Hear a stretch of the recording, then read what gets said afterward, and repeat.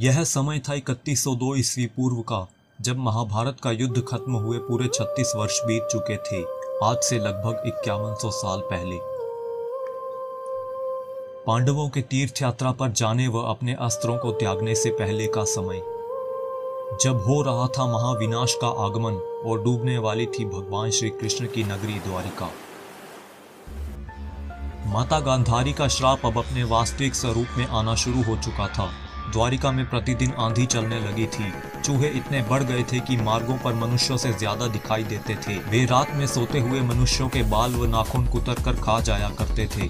सारस उल्लुओं की और बकरे गीदड़ों की आवाज निकालने लगे थे। गाय के पेट से गधे और नेवलियों के पेट से चूहे पैदा होते थे। उस समय वहां पर पाप अत्यधिक बढ़ चुका था। माता गांधारी के श्राप के बाद श्री कृष्ण के पुत्र साम ने भी ऋषियों का मजाक उड़ाकर उनसे अपने कुल के विनाश का एक श्राप और ले लिया था। श्री कृष्ण की आज्ञा से सभी राजवंशी द्वारिका के महल से दूर समुद्र के तट के पास प्रभास तीर्थ पर आकर रहने लगे थे।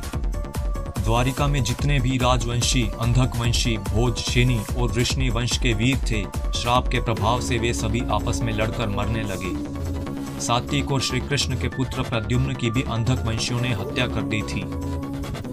उनकी मृत्यु पर श्री कृष्ण ने क्रोधित होकर भूमि से एक मुट्ठी एरका घास उखाड़ ली। हाथ में आते ही वह घास वज्र के समान कठोर लोहे का मूसल बन गई। उसी से श्री कृष्ण सभी का वध करने लगे।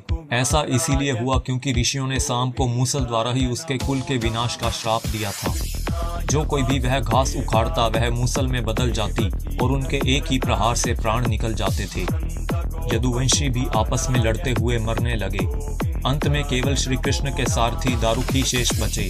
श्री कृष्ण ने उन्हें हस्तिनापुर जाकर अर्जुन को द्वारिका में लाने को कहा। श्री कृष्ण ने बलराम जी को उसी स्थान पर रुकने को कहा और स्वयं द्वारिका के महल लौट आए। वहां जाकर उन्होंने पूरी घटना अपने पिता वासुदेव जी को बताई। श्री कृष्ण ने वासुदेव जी को अर्जुन के आने तक सभी स्त्रियों की रक्षा करने को कहा और विलाप करती सभी स्त्रियों को सांत्वना देकर वे बलराम जी से मिलने चल पड़े।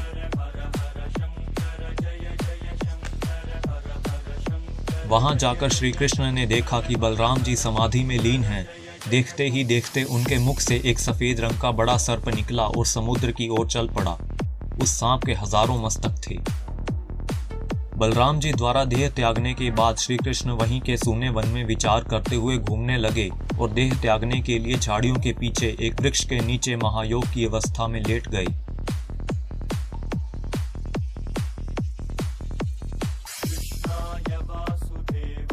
जब अर्जुन को द्वारिका के लिए गए काफी दिन बीत गए तो धर्मराज युधिष्ठिर को विशेष चिंता हुई। भीतर से उन्हें किसी अशुभ की आशंका प्रतीत हो रही थी। अत्यधिक चिंतित अवस्था में वे भीम से पूछने लगे, अर्जुन अभी तक क्यों नहीं लौटे भीमसेन? इधर काल की गति देखो, नित्य अपशकुन होते हैं। आकाश में उल्कापात होने लगे हैं और पृथ्वी पर भूकंप आते हैं। सूर्य का प्रकाश मध्यम हो गया है और चंद्रमा के इर्द गिर्द बारंबार मंडल बैठते हैं। पृथ्वी पर बार बार बिजली गिर रही है और आकाश के तारे नक्षत्र परस्पर टकरा कर गिर रहे हैं। सियारिन सूर्य की तरफ मुख करके चिल्लाती रहती है। गौएं निरंतर आंसू बहाती हैं और रात में अन्य पशु पक्षी कठोर शब्द करते हैं। इन सभी बातों को देखकर मेरा हृदय विचलित हो रहा है। न जाने ये अपशकुन किस विपत्ति की सूचना दे रहे हैं।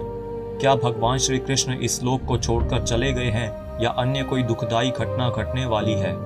उसी क्षण आतुर अवस्था में अर्जुन द्वारिका से वापिस हस्तिनापुर पहुंच गए। उनके नेत्रों से अश्रु बह रहे थे। शरीर कांतिहीन था और गर्दन झुकी हुई थी। वे आते ही धर्मराज के चरणों में गिर पड़े। तब युधिष्ठिर ने घबरा कर पूछा, हे अर्जुन, तुम्हारी कांति क्षीण क्यों हो रही है और तुम इतने श्रीहीन क्यों हो रहे हो? अर्जुन का रंग फीका पड़ चुका था और उनके नेत्रों से अश्रु धारा बह चली। हिचकियां बंध गई। रूंधे गले से उन्होंने कहा, हे भ्राता, हमारे प्रियतम भगवान श्री कृष्ण ने हमें ठग लिया। वे हमें त्याग कर इस लोक से चले गए।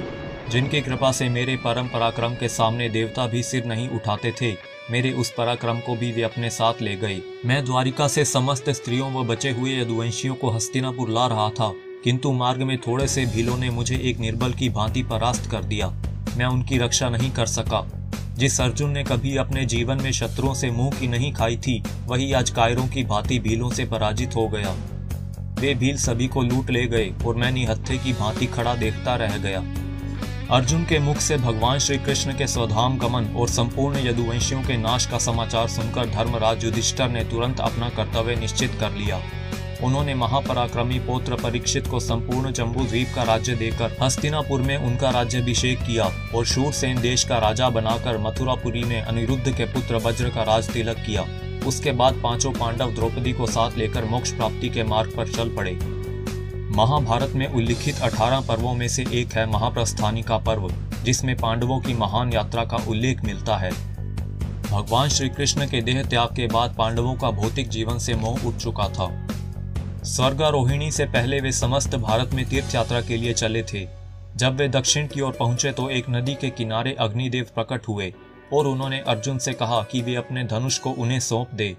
अर्जुन ने अपना गांडीव अग्निदेव को सौंप दिया, परंतु बाकी सभी अस्त्र पांडवों के पास ही थे। वे चौद्वार भी गए, जहां पर उन्होंने अष्टशंभु मंदिरों के दर्शन किए। द्वापर युग के यह अष्टशंभु मंदिर आज भी उड़ीसा में मौजूद हैं। यहाँ पर चौद्वार नामक प्राचीन जगह है। बहुत से लोगों का यह भी मानना है कि यहीं पर पांडवों ने अपने अस्त्र छिपाए थे। चौद्वार वही जगह है जहां पर पांडवों ने अपना अज्ञातवास बिताया था और उसी के आसपास कहीं अपने अस्त्र शस्त्र छिपा दिए थे। दक्षिण भारत में उन्होंने कई मंदिरों का निर्माण भी किया, जिनमें केरल के 5 पांडवों के मंदिर प्रसिद्ध हैं। वापिस आते हुए उन्होंने समुद्र में डूबी द्वारिका नगरी भी देखी, जिसे देखकर वे अत्यधिक विचलित हुए। दोस्तों, यह कथा सुनाने में जितनी सरल लगती है, इसका रहस्य उससे कई ज्यादा गहरा है। अभी कुछ साल पहले ही अमेरिकन आर्मी को गांधार में, जो कि वर्तमान अफगानिस्तान है, वहां पर अपने एक मिशन के दौरान एक बड़ी सी गुफा मिली है, जहां पर उन्हें हजारों साल पुराना एक विमान मिला है। और ये विमान जितना रहस्यमय है उतना ही अधिक खतरनाक भी, क्योंकि इसे सक्रिय करने की कोशिश में अमेरिकन आर्मी के 8 जवान गुफा में ही गायब हो गए थे, जो आज तक नहीं मिले। वैज्ञानिकों का कहना है कि इस विमान में टाइम वेल मौजूद है, जिसके संपर्क में आते ही वहां मौजूद कोई भी जीव गायब हो जाता है। ऐसा इस क्षेत्र में उत्पन्न होने वाली इलेक्ट्रोमैग्नेटिक वेव्स के कारण होता है। महाभारत काल में टेक्नोलॉजी की कोई कमी नहीं थी, ये बात आप सभी जानते हैं।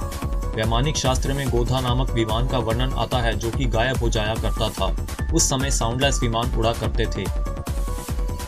जब पांडव अपनी तीर्थ यात्रा पर निकले होंगे तो वो गांधार भी जरूर गए होंगे। यह भी हो सकता है कि उन्होंने अपने अस्त्रों को इसी टाइम वेल में छिपा कर रखा हो, ताकि ये सभी अस्त्र किसी आम इंसान की पहुंच से सुरक्षित रह सकें। अमेरिका के राष्ट्रपति रहे बराक ओबामा ने भी अफगानिस्तान की इस गुफा का गुप्त दौरा किया था। वैज्ञानिकों ने इस विमान से संबंधित जानकारियों की एक रिपोर्ट रशिया में भी भेज रखी है।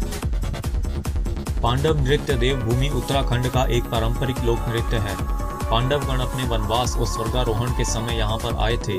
उत्तराखंड के अनेक गांवों में आज भी पांडवों के अस्त्रों शस्त्रों की पूजा की जाती है और उनका यह मानना है कि पांडवों ने अपने दिव्यास्त्रों को उत्तराखंड की भूमि पर ही कहीं छिपा दिया था और उसके बाद वे स्वर्गारोहिणी के लिए निकल पड़े थे।